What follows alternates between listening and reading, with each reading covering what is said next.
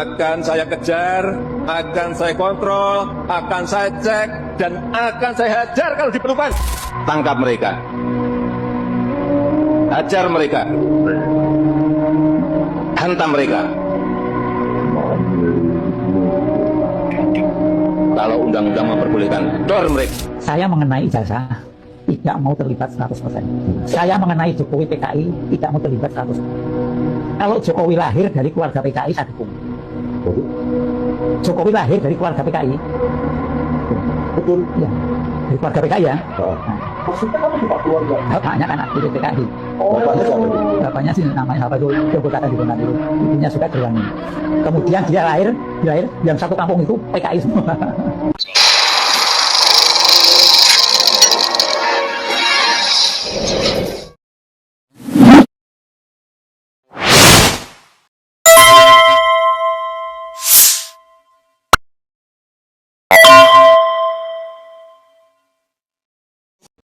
Assalamualaikum warahmatullahi wabarakatuh. Pemirsa, Mukidi memang bengis ya. Kata-katanya dan ancamannya itu seperti PKI yang ingin merebut kekuasaan. Kenalaknat loh ya.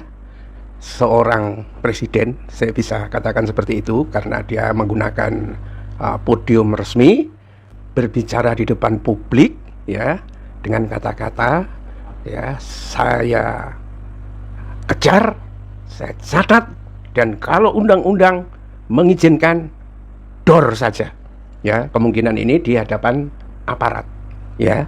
Dan kepada siapa kata-kata ini ditujukan sebenarnya itu ya? Tampaknya bukan kepada para pemalsu ijazah ya. Orang-orang yang ijazahnya palsu tidak mungkin dikejar oleh Jokowi ya, tidak mungkin ya.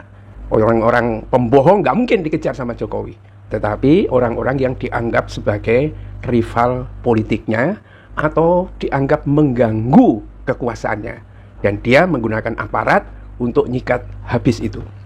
Ya, memang terasa sekali kekejaman itu. Bagaimana bisa orang yang kelihatan lugu dari kampung pelongo-pelongo, ya, tidak pakai teks, artinya berasal dari kesadaran dia sendiri. Berbicara di hadapan aparat bisa jadi seperti itu ya, dan dia mengancam akan ngedor, sementara saat dia berkuasa membuat undang-undang ya, tidak ada anggota DPR atau partai yang berani melawannya. Semua undang-undang itu dibypass.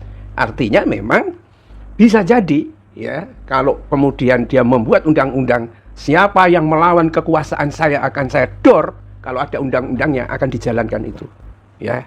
Nah, kalau di sini kita bisa menyimak bagaimana gerakan G30 SPKI, ya, satu peristiwa pemberontakan yang melibatkan penculikan dan pembunuhan sejumlah perwira tinggi TNI Angkatan Darat, ya, termasuk 7 jenderal dan 1 perwira pertama. Peristiwa ini terjadi pada malam 30 September hingga dini hari 1 Oktober 1965 di Jakarta ya. Apa penyebabnya sehingga PKI itu berani ya menyerang jenderal-jenderal TNI Angkatan Darat? Ini juga berebut pengaruh kekuasaan ya. Tampaknya mirip-mirip aja. Kalau misalnya Jokowi disebutkan itu sebagai keluarganya dari PKI, pamannya juga masuk Nusa Kambangan PKI, bapaknya yang kayaknya kenal dengan DNID atau siapa itu, kalau dilihat dari nerongosnya itu sama, mirip gitu. Saya kira darah ideologi itulah yang membentuk bawah sadar dia, sehingga ketika punya kekuasaan dia menggunakan kata-kata seperti itu. Nah, kalau kita mengingat ya, film G30 SPKI itu kalau zaman Soeharto kan betul-betul film yang luar biasa. Tapi zaman kekuasaan Jokowi itu mau direvisi, mau diubah, tidak boleh diperdengarkan dan lain sebagainya. Ya, supaya orang mungkin tidak mengingat tentang kejamnya para PKI itu. Dan memang pemirsa ya, PKI ini ya di malam 30 September melalui kelompok sayap militernya itu menculik dan membunuh beberapa jenderal. Jadi gerakannya memang seperti gerakan PKI. Kalau Habib Rizik katanya mau diupayakan dibunuh berbelasan kali gitu kan, Bisa saja terjadi. Anaknya Amin Rais mengalami hal yang seperti itu karena Amin Raisnya kritis terhadap pemerintahan Jokowi. Semuanya kena seperti itu. Dan ini memang orang ini bengis, ya. Mulanya kutukan atau laknat itu mungkin akan terus sampai dia merasakan penderitaan-penderitaan sampai ajal, ya. Dan setelah itu dipukulin sama para malaikat karena kezalimannya. Nah, kalau dalam PKI dulu itu beberapa jenderal, kalau menurut film itu diculik dulu, kemudian di sekitar lubang buaya dan lain sebagainya itu nyanyi lagu genjer-genjer itu, ya, dengan menghina, meludahi dan lain sebagainya, bahkan menelanjangi mereka sebelum mereka akhirnya dibunuh dan dimasukkan ke dalam lubang buaya itu, ya. Beberapa jenderal, ya, termasuk Ahmad Yani, Majen MT Haryono, Majen S Parman, Majen R Suprapto, Brigjen DI Panjaitan, Brigjen Sutoyo Siswo Miharjo, dan Kapten Pire Tendean, ya. Dan jenazah para jenderal ditemukan di sebuah sumur tua di daerah Lubang Buaya, Jakarta Timur.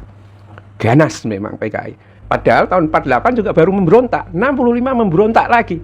Begitu ada potensi kekuasaan, dia nggak sabar, langsung saja ingin melakukan pemberontakan dan melakukan sejumlah pembunuhan. Itulah saya kira pemirsa, ya, ini termul-termul, ya, termul-termul bisa jadi juga bagian dari PKI itu, bisa jadi, ya, walaupun mungkin sudah pakai jilbab dan lain sebagainya, tetapi otaknya mereka juga mungkin mengalami doktrinasi seperti itu. Saya tidak meyakinkan, ya, tapi bisa jadi, ya, kalau seperti orang setingkat Ade Armando, ya, otaknya sampai seperti itu, ya, sudah bonyok-bonyok kayak begitu, ya, membela Jokowi, membela Gibran karena memang bapaknya PKI. Dan mungkin karena itu juga ada ikatan ideologi sehingga tidak punya rasa malu sama sekali, kan. Ya, inilah hal-hal yang saya kira perlu diketahui oleh publik tentang bagaimana bengisnya Mukidi itu. Billahi taufik wal hidayah. Assalamualaikum warahmatullahi wabarakatuh.